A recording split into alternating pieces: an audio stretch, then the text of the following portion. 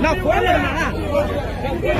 दोनों की जान की मानने पड़े। हम साउथ में हैं, अभी चेन्नई में है, हमें यहाँ से ले जाइए, हम राजस्थान या महाराष्ट्र जाके अपनी बची हुई जिंदगी निकालेंगे। 27,000 किलोमीटर की यात्रा करने के बाद, 23 राज्य घूमने के बाद जब ये तिरुपति पहुंचा तो इसकी गाड़ी के शीशे फोड़ दिए गए। नमस्कार दोस्तों, हो सकता है कि आने वाले दिनों में ये हमारा देश दो पार्ट में बट जाए। एक वो पार्ट जो साउथ इंडियन वाला है और एक वो पार्ट जो हम लोगों का नॉर्थ इंडियन वाला। जी आपको बता दूं कि इन दिनों जिस तरीके से साउथ इंडियन में लैंग्वेज वार चल रही है, इसको देखकर तो लगता नहीं है कि आने वाले दिनों में कोई भी उत्तर प्रदेश या बिहार या फिर यूं कहे जो हिंदी बोलता है वहां पर जाकर रह लेगा। आइए इस वीडियो के अंदर आपको पूरी डिटेल जानकारी देते हैं कि आखिरकार क्या माजरा है, वहां पर क्यों हिंदी वालों को खदेड़ा जा रहा है। ऐसे दोस्तों, आप सभी को मनीष कश्यप याद होंगे जो कि बिहार के रहने वाले हैं। उन्होंने पिछले दिनों एक वीडियो बनाई थी तमिलनाडु के ऊपर। जो वीडियो बनाई थी या फिर वहां का रियल वीडियो था ये तो क्लियर नहीं हुआ, लेकिन क्लियर बाद में जांच करने पर यही हुआ था कि इनके द्वारा वीडियो बनाया गया। लेकिन आपको बता दूं कि उस एलिगेशन में वो जेल भी गए थे, जेल काटने के बाद से वो बाहर भी आ गए। अब आपको बता दूं कि उन्होंने जो वीडियो में दिखाया था ना कि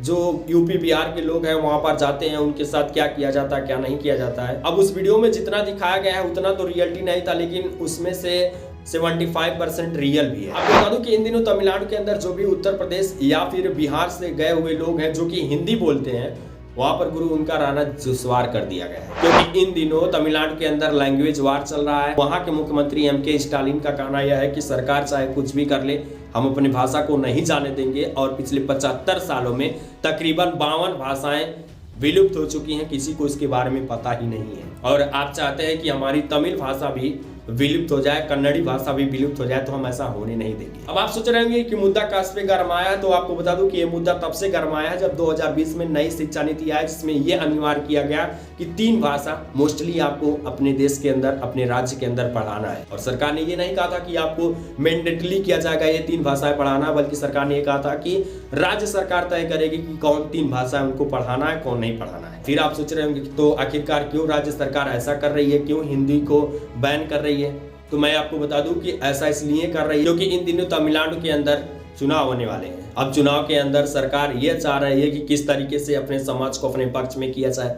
और आप लोगों को पता है कि ये राजनीति कितना ज्यादा मुद्दा पकड़ लेती है जब अपने पर आ जाती है। एमके स्टालिन सरकार का कहना यह है कि हम अपने समाज के साथ ऐसा कुछ भी नहीं करेंगे जिससे समाज आगे चलकर हमको गाली दे। हम अपने समाज का जो भाषा था, लैंग्वेज था, उसको जाने नहीं देंगे। सरकार से हमको कोई भी पैसा नहीं चाहिए।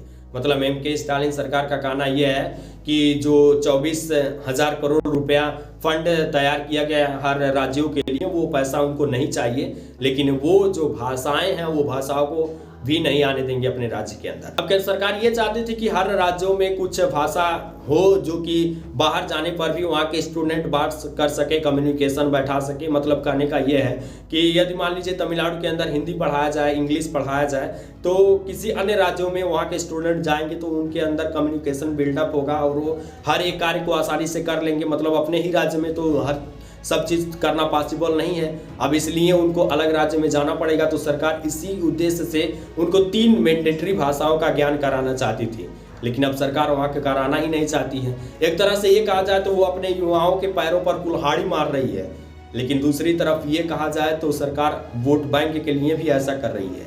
हालांकि दोस्तों, आपको बता दूं कि सरकार ने अपने लोगों के अंदर इतना ज्यादा जायजती भर दिया है ना कि वो लोग यूपी बिहार के लोग जो मतलब हिंदी बोल रहे हैं उनके खिलाफ उनका पारा गर्म हो जा रहा है। सोशल मीडिया पर आप लोगों ने बहुत सारे वीडियो देखे होंगे जिसमें डीएम के लोगों द्वारा हर एक पोस्टरों, हर एक बैनरों से इंग्लिश और हिंदी को काले कालिक से रंगा जा रहा है और जो तमिल है उसी को बस वहां पर रखा जा रहा है। मतलब अब यदि आप उत्तर प्रदेश या फिर बिहार या फिर किसी राज्य से रहिए, आपको इंग्लिश ना मिले, आपको हिंदी ना मिले, तो आप किसी बैनर पर क्या लिखा है किस तरीके से जान पाएंगे, क्योंकि तमिल भाषा, कन्नड़ भाषा कौन जानता है।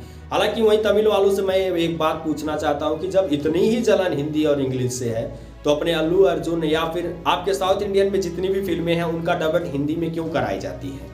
आखिरकार जब इतनी ही जलन आपको हिंदी से है तो आप लोगों के एक्टर्स आकर उत्तर प्रदेश बिहार के अंदर क्यों इंटरव्यू देते हैं, क्यों अपने फिल्म का प्रोजेक्ट करते हैं। करना ही नहीं चाहिए, आप लोगों को वहीं पर रहना चाहिए, उधर ही रहना चाहिए, वहीं कमाना चाहिए। अब मतलब एक तरह से देखा जाए तो आने वाले दिनों में लैंग्वेज के हिसाब से देश दो पार्ट में बढ़ सकता है। हालांकि आपका क्या राय है कमेंट बॉक्स में जरूर बताएगा। फिलहाल दोस्तों इस वीडियो में इतनी इन्फॉर्मेशन, उम्मीद है कि जानकारी अच्छी लगी होगी। जानकारी अच्छी लगी तो वीडियो पर एक लाइक करिए। अब दीजिए इजाजत, मिलते हैं किसी अन्य वीडियो में अनट्रेंडिंग टॉपिक के साथ। तब तक के लिए tata, take care, goodbye, जय हिंद, जय भारत।